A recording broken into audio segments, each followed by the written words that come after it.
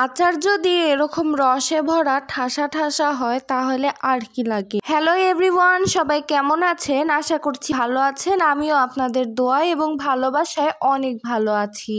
আজকে আপনাদের মাঝে শেয়ার করে দেখাবো খুব অল্প সময়ে এবং সহজভাবে তৈরি করে দেখাবো কাঁচা আমের মোরব্বা। আর খুব সহজভাবে তৈরি করে দেখাবো, একদম খুব তাড়াতাড়ি হয়ে যাবে।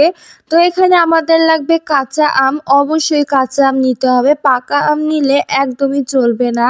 তো কাঁচা আমগুলো এরকম একটু বড় বড় সাইজের নিতে হবে। আর এই তো একটু দেখুন, একটু পোক্ত হয়ে গিয়েছে, মানে বিচি শক্ত হয়ে যাওয়ার মতো এরকম দেখে নিতে হবে। এরপরে একটি কাঁটা চামচের সাহায্যে খুব সুন্দর করে এভাবে ফুটো ফুটো করে নেব। একদম একটু বেশি করেই ফুটো ফুটো করে সবগুলো নেব, যেন একটু চাপ দিলেই আমের পানিগুলো বের হয়ে আসতে থাকে। তাহলে টকটি খুব ভালোভাবে বের হবে আর মিষ্টিটা খুব সুন্দরভাবে আমের ভেতর ঢুকে যাবে। আর এই আচারটি খেতে খুবই ভালো লাগে, একদম অনেকই ভালো লাগে আমার কাছে। এই তো দেখুন, আমার সব আম এরকম ফুটো করা কমপ্লিট। আর দেখুন, এই তো চাপ দেওয়ার সঙ্গে সঙ্গে আমের ভেতরে টক রসটি বের হতে শুরু করে দিয়েছে। তার মানে বুঝবেন যে আপনার আম কেচানো পারফেক্ট হয়েছে। এরপরে এগুলো এখন খুব সুন্দর করে ধুয়ে নিচ্ছি।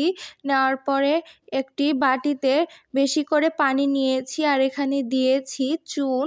আপনারা আপনাদের আমের পরিমাপ অনুযায়ী চুন দেবেন।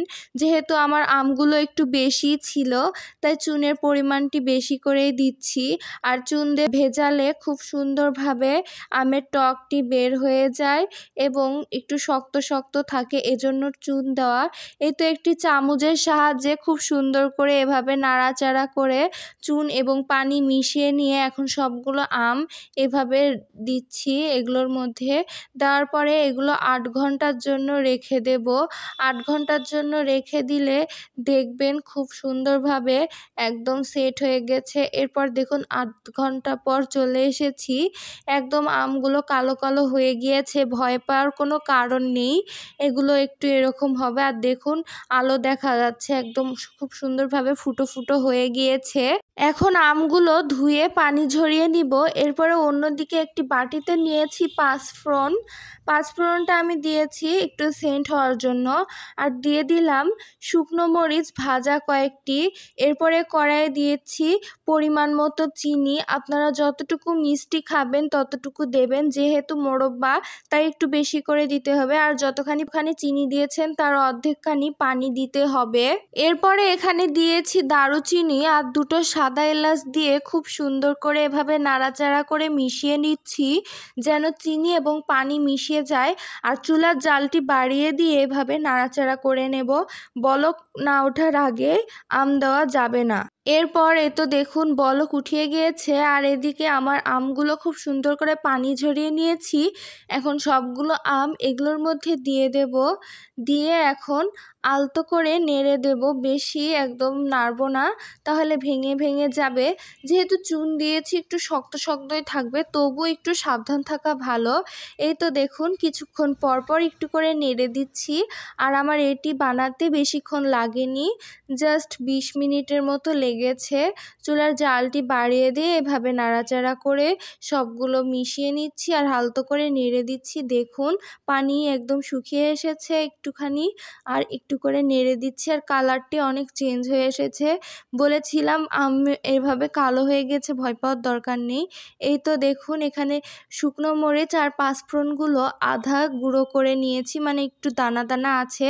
এটা দিলাম স্মেলের জন্য, আর একটু ঝাল ঝাল লাগবে, খেতে ভালো লাগবে এজন্য। তো খুব সুন্দর করে সব মিশিয়ে নিচ্ছি। আর এখানে একটু সরিষার তেল দিয়ে দিচ্ছি। তেলটা দেওয়ার কারণ যেন আচারটি অনেক দিন ভালো থাকে। আর ফ্রিজে রাখলে তো ভালোই থাকবে। আপনারা চাইলে এর মধ্যে ভিনেগারও দিতে পারেন, আমার ইচ্ছা হইলো তাই দিলাম। আপনারা যদি না ইচ্ছা হয় তাহলে দিবেন না। এই তো দেখুন পানি একদম শুকিয়ে নিয়েছি, একদম আঠালো আঠালো করে নামাবো। এই তো এই পর্যায়ে এসে চুলা একদম অফ করে দেব। আর কালারটি দেখুন জাস্ট ওয়াও। এরপরে 1 ঘন্টা পর দেখুন এই তো আমাদের আচার রেডি। তো কেমন লাগলো ভিডিওটি অবশ্যই কমেন্ট বক্সে জানাবেন। আর ফেসবুক থেকে যারা দেখছেন তারা ফলো দিবেন, ইউটিউব থেকে সাবস্ক্রাইব করবেন যেন আমি আরও এরকম নিত্য নতুন ভিডিও আপনাদের মাঝে শেয়ার করি। যখন আপনারা একটু লাইক কমেন্ট ফলো করবেন তাহলে আমার কষ্টটা সার্থক হবে, কারণ আমি অনেক কষ্ট করে ভিডিও বানাই। তো আজকের ভিডিও এতটুকুই। আল্লাহ হাফেজ।